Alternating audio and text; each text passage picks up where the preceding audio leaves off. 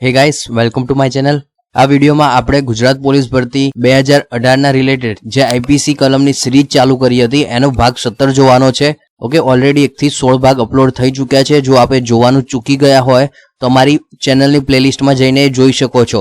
આ સિવાય અન્ય જે સબ્જેક્ટ છે, જે આપણી તલાટીની એક્ઝામ, કોન્સ્ટેબલ, આ સિવાય જે પણ પંચાયત બોર્ડની એક્ઝામ આવવાની છે એના રિલેટેડ જેટલા પણ ઇમ્પોર્ટન્ટ ટોપિક છે, ઓકે, જે પણ સબ્જેક્ટમાંથી ક્વેશ્ચન પૂછાય છે એ દરેક સબ્જેક્ટનો આપણે એક વિડીયો સિરીઝ ચાલુ કરેલી છે અને એ પણ એ જોવાનું ચૂકી ગયા હોય તો ચેનલની પ્લેલિસ્ટમાં જઈને જોઈ શકો છો. અને એક રિક્વેસ્ટ છે કે હજુ સુધી જો ચેનલને સબસ્ક્રાઇબ ન કરી હોય તો સૌપ્રથમ એને સબસ્ક્રાઇબ કરી લેજો અને બાજુમાં દેખાતા બેલ આઇકોનને ક્લિક કરી લેજો, જેથી જ્યારે પણ નવા વિડીયો અપલોડ કરું કે તરત જ એની નોટિફિકેશન મળી જાય.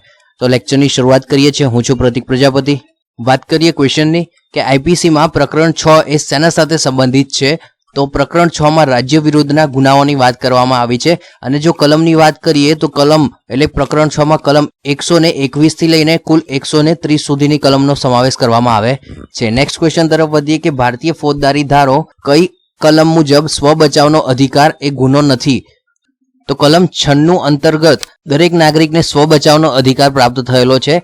પરંતુ આમાં એક અપવાદ છે, એટલે કે 97મી જે કલમ છે એમાં કીધેલું છે કે જે સ્વ બચાવ છે એ પર્ટિક્યુલર ચોક્કસ મર્યાદામાં રહીને વાપરવાનો હોય છે. ઓકે, ઘણીવાર શું થાય, એક્ઝામ્પલ તરીકે સમજી લઈએ કે સપોઝ કોઈ અનનોન પર્સન છે એ તમારી સમક્ષ લૂંટના ઈરાદાથી આવે છે અને એની હાથમાં કોઈ હથિયાર છે નહીં. ઓકે, તો એ ટાઈમે તમે સ્વ બચાવ માટે ખાલી એને મારી શકો છો, પરંતુ તમે આના સંદર્ભમાં પોતાનો સ્વ બચાવ કરવા એ સામેવાળી વ્યક્તિને જાનથી મારી નાખો તો એ કૃત્ય ગુનો ગણાશે. ઓકે, પછી આપણે એવી દલીલ ના કરી શકીએ કે એકચ્યુઅલી એ વ્યક્તિ લૂંટ કરવા આવ્યો તો મારા જોડે પૈસા પડાવવા આવ્યો તો અને મેં એને મારી નાખ્યો. ઓકે, તો સ્વ બચાવ એ 97 અંતર્ગત એક મર્યાદામાં હોવી જોઈએ. ઓકે, અને 96 માં આપણને સ્વ બચાવનો અધિકાર પ્રાપ્ત થયેલો છે.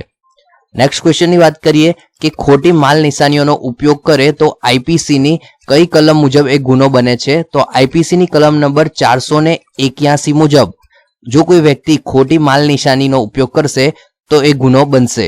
અને આ જે કલમ નંબર 481 છે એ અંતર્ગત ખોટી નિશાની કરવી એટલે સપોઝ આપણે એક્ઝામ્પલ થ્રુ સમજીએ કે આ કોઈ પર્ટિક્યુલર એક વ્યક્તિ છે. ઓકે, અને આ કોઈ પણ પ્રકારનો એક ખજાનો છે અથવા તો એક પેટી છે. પેટી પણ હોઈ શકે, કોઈ માલ સામાન ભરેલી પેકેજ પણ હોઈ શકે, અથવા તો કોઈ પાત્ર હોય એના ઉપર એવી કોઈ નિશાની ઉપજાવે છે કે જેનાથી જોવાવાળા વ્યક્તિને એવું લાગે કે આ જે વસ્તુ છે એ આ જે ભાઈની છે.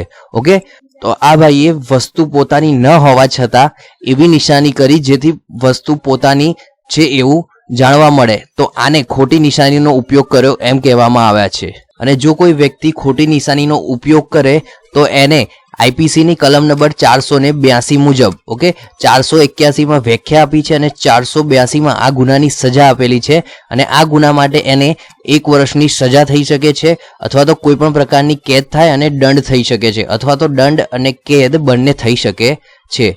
ત્યારબાદ વાત કરીએ કે આઈપીસીની કલમ 326 કયો ગુનો આચરવા માટે લાગુ પાડવામાં આવે છે.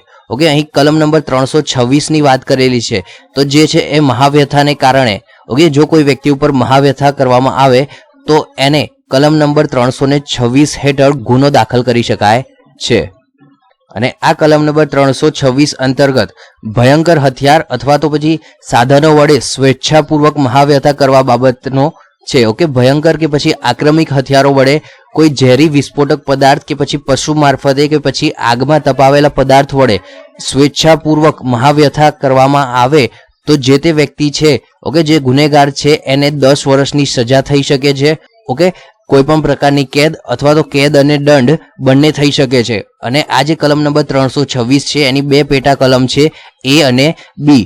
અને 326ની એ જે કલમ છે એ મુજબ કે એસિડ અથવા તો તેજાબ ફેંકીને સ્વેચ્છાપૂર્વક મહાવ્યથા કરવી, તો એના લગતે ગુનાની સજા એમાં જાહેર કરવામાં આવેલી છે. ઓકે, એમાં 326 એમાં જણાવ્યા પ્રમાણે જો કોઈ એસિડ કે તેજાબ ફેંકીને મહાવ્યથા કરે તો એને 10 વર્ષથી લઈને આજીવન કેદ સુધીની સજા થઈ શકે છે. અને ત્યારબાદ 326 ની વાત કરીએ તો સ્વેચ્છાપૂર્વક તેજાબ કે એસિડ નાખવો કે પછી તેવો પ્રયત્ન કરવો, ઓકે, એના માટે 7 વર્ષ સુધીની સજા, પરંતુ 5 વર્ષ કરતાં ઓછી નહીં એવી સજા થાય છે. ત્યારબાદ વાત કરીએ આગળ નેક્સ્ટ ક્વેશ્ચનની કે આઈપીસીની સૃષ્ટિ ક્રમ વિરુદ્ધના ગુનાને કઈ કલમમાં આપવામાં આવેલું છે.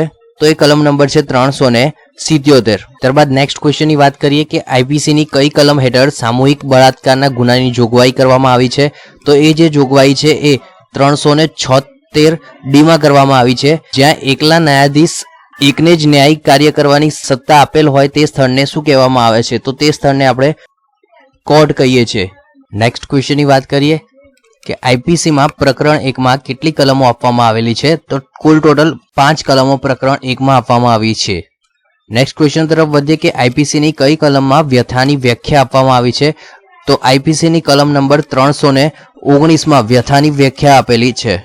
અને આ કલમ નંબર 319 અંતર્ગત વ્યથા એટલે કે જે કોઈ વ્યક્તિ બીજી કોઈ વ્યક્તિને શારીરિક પીડા, રોગ કે પછી અશક્તિ ઉપજાવે તેવું કોઈ કૃત્ય કરે તો એને આપણે વ્યથા તરીકે ગણીએ છીએ. ઓકે, અને એની કલમ કઈ છે આઈપીસીમાં? તો એ આવશે 319. ત્યારબાદ વાત કરીએ નેક્સ્ટ ક્વેશ્ચનની કે ચોરીનો માલ રાખવા બદલ કઈ કલમ મુજબ એક ગુનો બને છે?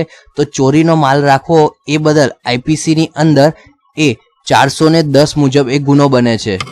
તો આ હતા આજના દિવસના કેટલાક ઇમ્પોર્ટન્ટ ક્વેશ્ચન. જો વિડીયો પસંદ પડ્યો હોય તો વિડીયોને લાઇક કરો અને તમારા બીજા મિત્રોને આ વિડીયોનો લાભ મળે એ માટે તમારા વોટ્સઅપ અથવા તો ટેલિગ્રામમાં જે પણ સ્ટડી રિલેટેડ ગ્રુપ હોય એમાં આ વિડીયોને શેર કરી શકો છો.